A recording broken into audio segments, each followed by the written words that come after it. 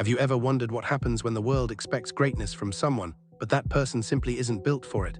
Imagine a child born into royalty expected to carry a legacy, yet quietly retreating from the spotlight seeking solace in the shadows. This is the untold story of Prince Louis, a boy whose destiny was never what the world thought it would be. Stick around as we explore how one small shift in a child's path could reshape the entire future of a kingdom. The past few weeks had been a quiet storm, a storm that churned beneath the surface, unnoticed by the world around us. It was a storm none of us dared to speak of, carefully hidden behind forced smiles and guarded words, far from the prying eyes of those who might have sensed the brewing tension. It was a storm that none of us were ready to confront, but then, at midnight, the unimaginable happened. Buckingham Palace, that ancient stronghold of tradition and legacy, was struck by a gravity it hadn't felt in years. The shift was almost imperceptible at first, just a subtle change in the air, a flicker of unease that danced at the edges of awareness. And then the toll of 12 deep, resonant chimes rang out, echoing through the palace's stone corridors like a distant thunderclap, each note reverberating with the weight of centuries. The sound was more than just a signal, it was the beginning of something irreversible. The palace, a monument to history, seemed to shudder in recognition of the enormity of the moment. The very atmosphere seemed to hold its breath, frozen in time as though the walls themselves were bracing for what was to come. The air, thick with expectation, trembled ever so slightly as the curtains fluttered in the cold wind that swept through the grand halls. In that stillness, the wind seemed to carry with it more than just a chill. It whispered a tale, a secret, one that no one in the palace was prepared to hear, let alone understand. The portraits of kings and queens, framed in gleaming gold, stood as silent witnesses to the unfolding moment. Their painted eyes, timeless and unblinking, seemed to follow the flickering shadows in the room, watching with a quiet intensity, as if they too could sense the weight of the change that loomed on the horizon. Outside the palace gates, the cold winter wind bit through the night and scattered candles flickered bravely against the darkness. Each tiny flame stood alone, a fragile beacon in the night, its light a silent testament to something far greater than what could be seen. The citizens gathered in hushed clusters, not yet knowing the cause of their gathering, but somehow united by an unspoken understanding. They were there not by coincidence, but by instinct, drawn together by a force they could not name. The cold didn't seem to matter. Their breath rose in small clouds into the night air, but still they remained, each one of them tethered by something unseen. It was as though the very world itself was holding its breath, suspended in time, waiting for the inevitable shift that no one could yet comprehend. The world had not yet realized it, but history was on the verge of turning its page. A hush descended over the palace lawns, a stillness so profound it could only be felt at the very threshold of history, right before the world unknowingly begins to shift. It was the kind of quiet that swells in anticipation, thick with the weight of what is yet to come. And then, without warning, it happened. A communiqué so brief that it could fit into the palm of a hand was released into the cold night, carrying with it the weight of a kingdom's destiny. No trumpets blared to announce it, no grand balcony appearances to signal its importance, no procession to mark the solemnity of the moment. Just a few carefully chosen lines delivered in profound silence, each word imbued with a gravity that only those attuned to the monarchy's weight could truly comprehend. It was a message that did not need fanfare, for it was already too heavy for the world to ignore. Those few lines, measured, deliberate, spoke volumes, and with them the fate of a kingdom was set on a new course. It was a quiet moment, but it would echo for generations to come, felt deeply only by those who understood the enormity of the change that had just begun. The communiqué, brief as it was, shattered the stillness, altering everything in its wake. Its power lay not in what it said, but in what it left unsaid. It did not provide an explanation, nor did it offer the why. It didn't name the illness, nor did it uncover the true cause of the upheaval, leaving only a haunting, unanswered question to linger in the air. That question reverberated across the kingdom, growing louder with each passing hour. What could possibly force a royal destiny, carefully crafted and written in the annals of history, to be rewritten in the span of a single night? The silence that followed was deafening. The lack of clarity, of understanding, weighed heavily on the hearts of all who read the message. It was as though the very fabric of the monarchy had been torn, and the void it left behind was impossible to fill. The uncertainty hung like a thick fog, obscuring everything it touched, leaving the kingdom suspended in a moment of suspended disbelief.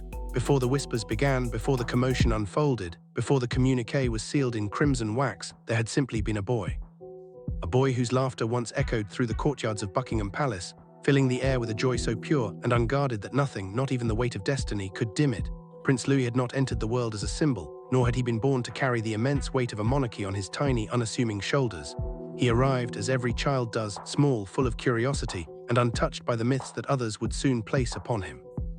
He was not a future king, not yet a symbol of legacy or destiny. He was simply a boy, free to explore the world around him without the heavy expectations that would inevitably come with his name. In those early years, he was nothing more than the joyful spark of life within a family bound by centuries of tradition, a burst of unrefined wonder that the world had not yet begun to shape. His laughter, his innocent curiosity were the only things that mattered. It was free to simply be a child who could only see the beauty of the world in the most simple of moments. Just when you think you understand the life of a royal heir, the truth shatters everything. What if the monarchy, with all its centuries of tradition, was about to face a fate it never saw coming? The boy behind the balcony, the one who seemed so full of promise, had a secret destiny no one could have predicted. Keep watching to discover how his quiet rebellion would change the course of history. In those early years, Prince Louis became the unexpected spark of joy within a family long accustomed to the heavy mantle of dignity and restraint. Amidst the formality and tradition that defined the royal household, he was a burst of light, a reminder that even within the confines of such a legacy, there was room for innocence and delight. He became the breath of fresh air the palace never knew it needed, a reminder of what it was to truly live. The crowds, as if sensing this rare, unpolished light, adored him from the very first moment. He had a way of greeting the world with open-hearted enthusiasm, as if it were not a kingdom he was destined to rule, but a playground full of familiar faces. Each wave of his tiny hand seemed to offer a piece of himself, unfiltered, unburdened by the weight of his future. His expressions during parades were nothing short of joyful spontaneity.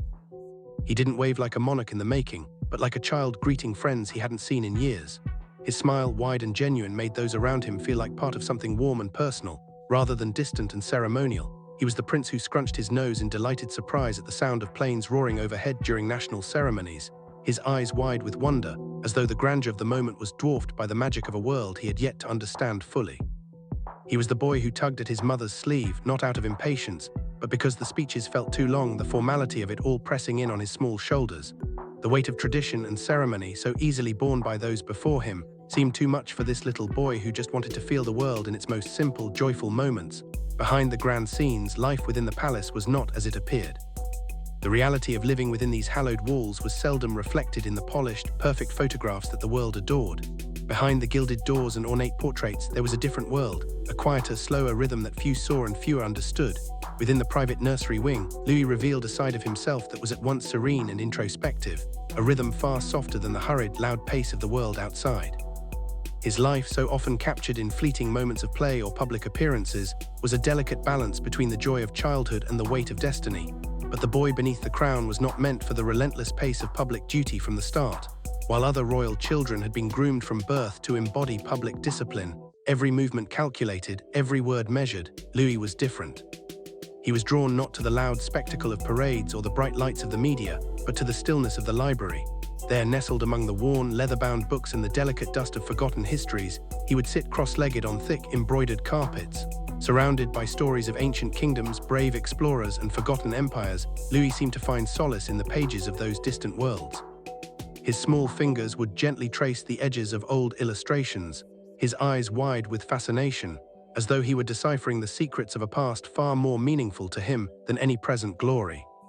His tutors, accustomed to the energy of royal children who eagerly prepared for their roles, often found him in quiet corners, immersed in worlds of history and lore. He didn't rush to meet the world's expectations of a prince. He was too busy discovering the stories that had shaped it. It was as though Louis felt a deeper, secret kinship with the past, one that connected him to the hearts of kings and queens who had come before him, rather than the spotlight of the present that the palace expected him to fill. Ceremony is a language the royal family learns from the moment they are born, a language of precision, decorum, and tradition. For most, it comes naturally, a seamless part of their lives. But for Louis, there was something beneath the surface, something that resisted the rhythm of that world. Though he approached royal duties with genuine effort and the sincerity of a child eager to please, there was always something just slightly out of reach, a sense that he was trying to fit into a role not entirely suited to his spirit. After major public events, once the cameras had faded and the uniformed attendants had hung their ceremonial coats back in place, Louis's fatigue became apparent. Unlike his siblings, whose energy seemed inexhaustible, Louis would tire more quickly. The public-facing smiles, the royal waves, the expected decorum, all of it drained him in a way that couldn't be measured by the clock. His energy, once so bright and full of life during moments of play, would seem to slip away, leaving him quieter, more withdrawn and in need of solitude. Where others found ease in the spotlight, he found exhaustion. The constant rush of voices, the endless chatter of crowds, and the high expectations of the role he was born into wore on him. It wasn't a simple fatigue, it was a deeper kind of weariness, one that left him longing for a quiet space far from the watchful eyes of the world. His parents noticed it first, but not with alarm. It wasn't fear that gripped them, but a quiet, intuitive understanding, an understanding that only family can possess.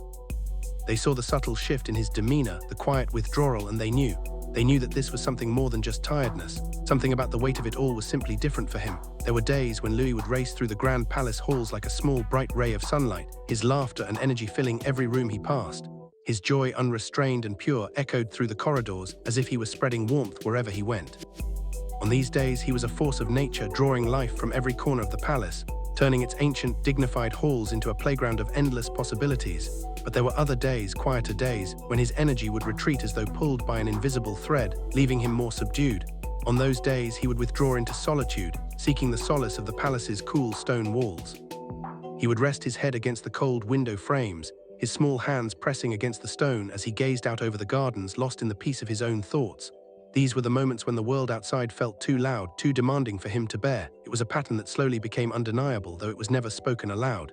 There were days of radiant energy and days of quiet withdrawal. The palace staff, ever observant, took note of these shifts. Their eyes, trained to notice the subtlest of changes, saw the fluctuations in his spirit, the ebb and flow of his youthful energy. They understood, though they never questioned, never made it an issue. It was simply Louis. The medical team assigned to the royal household, with their ever-watchful eyes, quietly documented these patterns. Their notes were discreet, never drawing attention, and their assessments were gentle, framed with care. They didn't see a child in need of fixing, but rather a boy whose nature simply ran differently from the others. They prioritized the boy over the title he carried, always putting his well-being above any expectations placed on him. They noted with quiet respect that he had a heightened sensitivity to overstimulation and unique developmental responses. These phrases were carefully chosen, speaking the truth without ever labeling it. They did not want to brand him with words that would define him in ways he couldn't change. For Louis, there was no shame in his difference, only a need for understanding. The palace saw him for who he truly was, a boy navigating the weight of a world that expected him to conform to a path he hadn't chosen. He wasn't frail, he wasn't ill, he was simply different. In a palace where tradition and expectation weigh heavily on every soul, difference is both a marvel and a question. It's something to be admired from a distance, but also something that carries an unspoken uncertainty, something that stands out but isn't easily understood. For Louis, his difference was not one of weakness, but of subtle, quiet distinction, a difference that set him apart from the world he was born into. Louis too began to notice the growing divide between who he was and who the world expected him to be. The crowds, the ceremonies, the unending eyes upon him. It was as if his very existence was designed to be a performance, a constant act under the watchful gaze of the public. During balcony appearances, when the crowds would cheer and wave, Louis would feel a warmth bloom in his chest. The adoration, the energy from the masses filled him with a strange kind of joy, a joy that for a moment made him feel like he was part of something larger than himself. But even as he basked in the warmth of the moment, the same warmth would quickly become tempered by an overwhelming strain.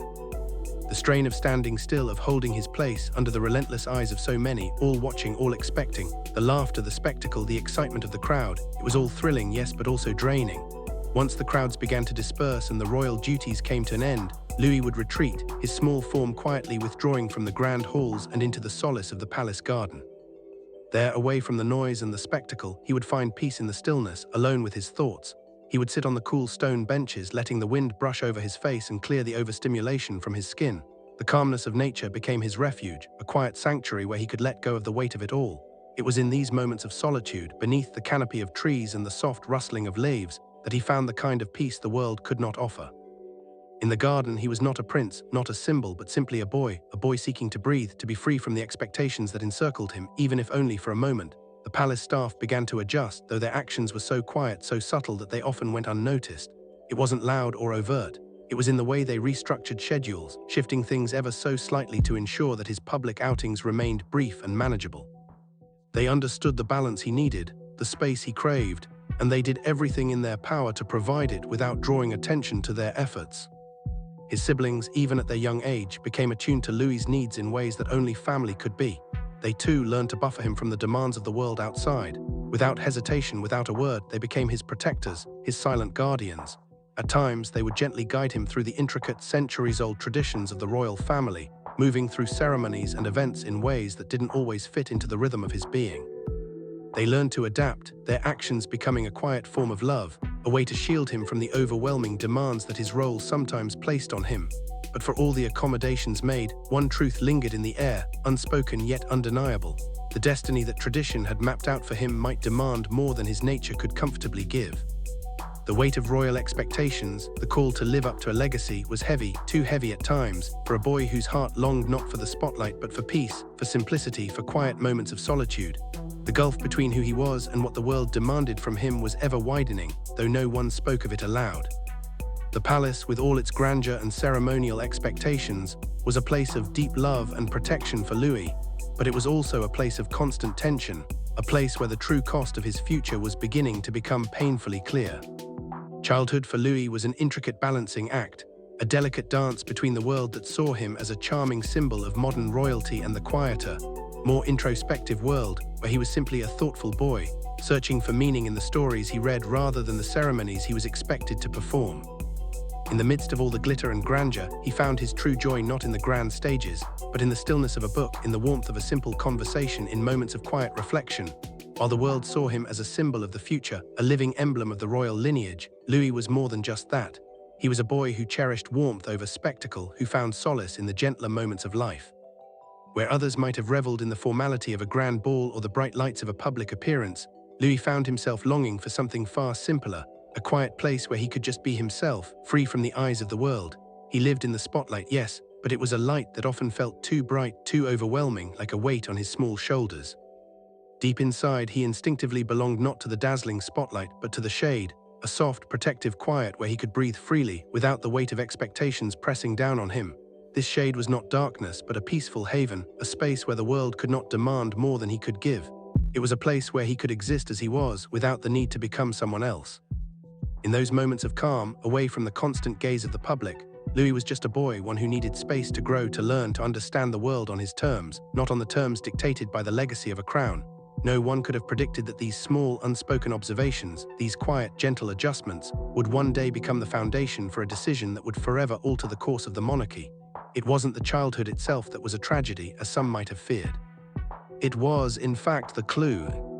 The subtle, almost imperceptible whisper of a fate diverging softly, but unmistakably, from the one that had been carved in silver for him at birth.